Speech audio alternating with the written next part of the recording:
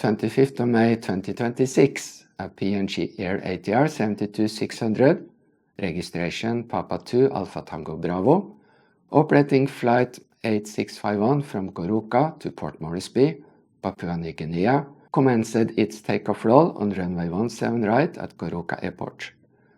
At approximately 70 knots, the flight crew rejected the takeoff after observing a flock of birds on or near the runway. The aircraft decelerated and come to a stop on the runway. However, both left main landing gear tires burst. There were no reported injuries to humans or birds.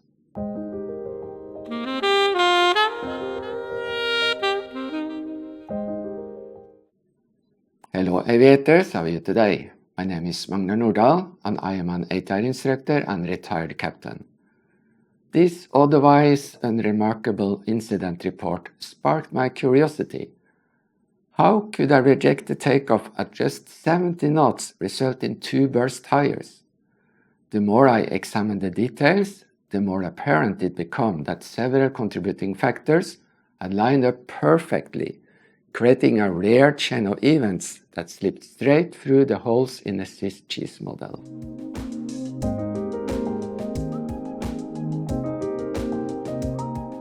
PNG Air is the second largest airline in Papua New Guinea. The carrier operates a fleet of 15 aircraft comprising ATR 42600s, ATR 72600s, and Dash 8-100s. According to information published on the airline's website, PNG Air provides scheduled passenger services to 20 destinations throughout Papua New Guinea.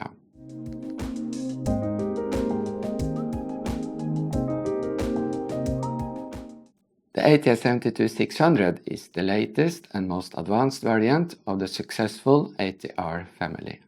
Having flown the type for many years with 5 different operators across 3 continents, I have gained a deep appreciation for its capabilities.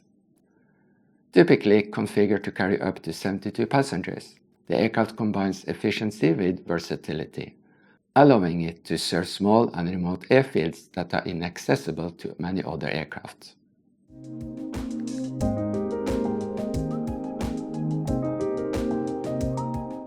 Goroka, the capital of Papua New Guinea's Eastern Highlands province, is served by an airport situated at an elevation of 5,282 feet above sea level. The airport is approved for domestic operations and visual flight rules only. Its primary runway, 17 right and 35 left, is 1,645 meters long and features a slope of 2.7%, significantly steeper than that found at most airports. Because of the runway gradient, aircraft land uphill on runway 35 left and depart downhill on runway 17 right. The local climate is relatively stable throughout the year, with daytime temperatures generally ranging between 23 and 24 degrees Celsius.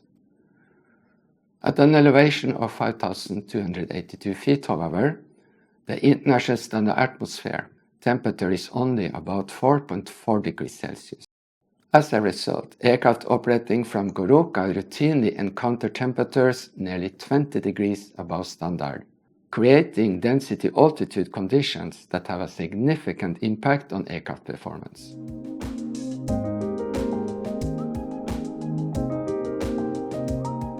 Before continuing, it's worth taking a moment to understand the concept of density-altitude, as it may play a role in this event.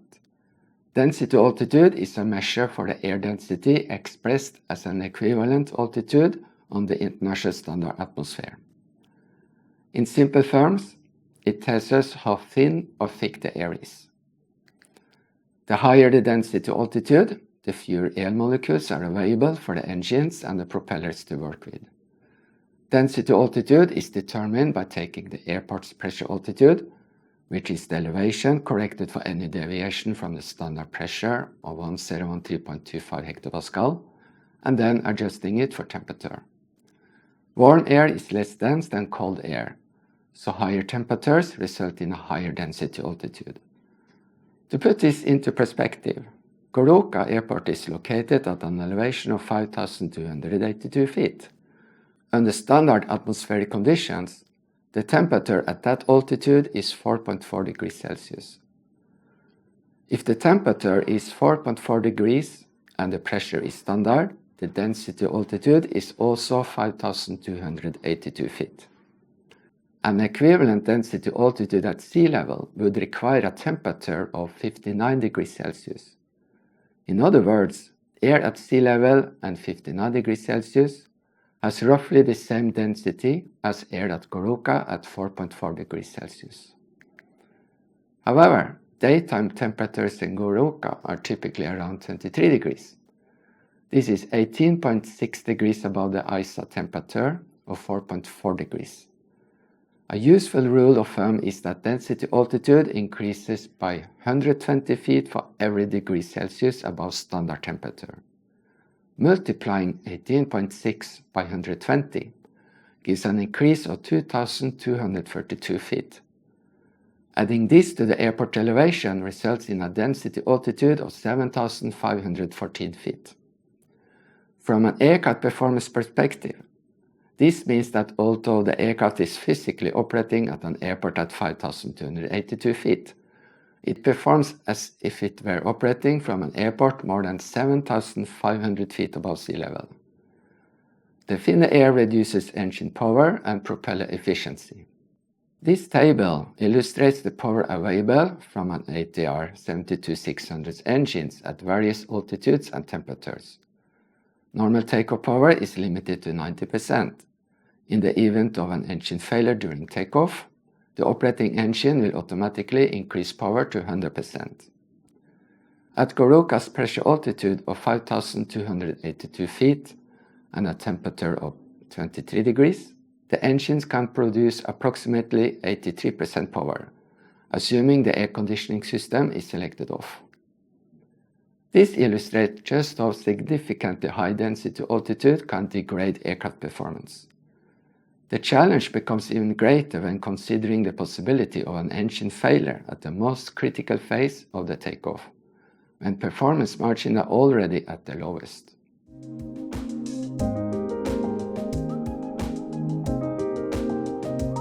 Based on the information available, several threats would be needed to be considered before departing from Goroka.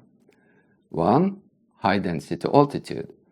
A density altitude of approximately 7,500 feet significantly reduces both engine power and propeller efficiency.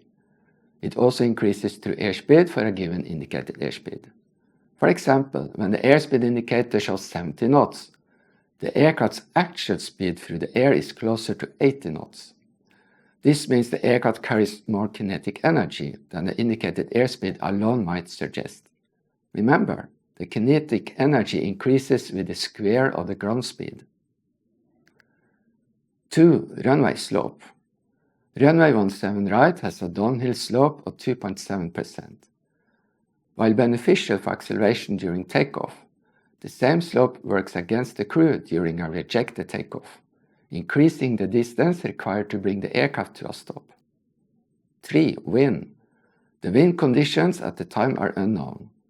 Any tailwind component would increase the distance required to accelerate to takeoff speed and would also increase the ground speed associated with a given airspeed, further reducing performance margins. 4. Runway length. A runway length of 1,645 meters would normally be more than adequate for an ATR-72 operating from an airport at sea level. However, the combination of high elevation and elevated temperatures can make runway length a limiting factor. 5. Bird strike. The risk of a bird strike is greatest during takeoff, approach, and landing, when the aircraft is operating close to the ground where bird activity is most concentrated. The photographs show an ATR-72 that sustained multiple bird strikes during final approach. Bird strikes can cause significant damage to the aircraft structure, engines, and propellers. They may also obstruct the pitot tubes, leading to unreliable airspeed indications. Individually, each of these threats can be managed. Together, however, they create a challenging operational environment that demands thorough planning, disciplined decision-making, and precise execution.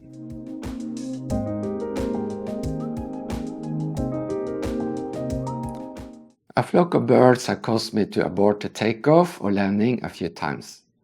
One of these events resulted in an actual bird strike. This video shows a kite hawk, a bird that can weigh up to 1 kilo and have a wingspan of up to 1.5 meters. One day, while accelerating for takeoff, we noticed a flock of hawks sitting on the runway. As we approached, the bird took off in formation and moved away to our right, except for one. It seemed unable to decide whether to fly left or right. I immediately applied reverse thrust and braking, but it was too late. The bird struck the nose radome with a loud bang. The runway was very long, so I allowed the aircraft to decelerate gradually before taxiing back to the apron for an inspection. The subsequent examination revealed no damage to the aircraft. The only evidence of the encounter was a few strains of the radome and 2 feathers lodged in the ice evidence probe. The engineer cleared the aircraft for service, and we departed 30 minutes later.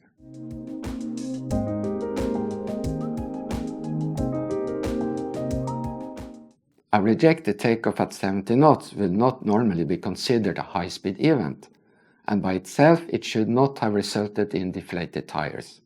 However, Goroka Airport is located on an elevation of 5,282 feet. The higher density altitude increases the true airspeed for a given indicated airspeed, while the downhill runway makes stopping more critical. These factors reduce the available safety margins, but they do not fully explain why the tires on the left main landing gear ended up flat. The aircraft is equipped with an anti-skid braking system, so it's unlikely that the wheels lock during the stop. However, heavy braking can generate significant heat. That heat is transferred from the brakes assemblies to the wheels and tires. To prevent a tire explosion, each wheel is fitted with 3 fusible plugs designed to release tire pressure if the wheel temperature exceeds a preset limit. ATR has not published the exact temperature, but it's typically in the range of 180 to 200 degrees Celsius. One possible explanation is that the left-hand brakes absorb more energy than the right-hand brakes, causing the wheels on the left side to heat up sufficiently for the fusible plugs to melt and release their tire pressure. In my opinion, that is a plausible scenario. And that is all for this time.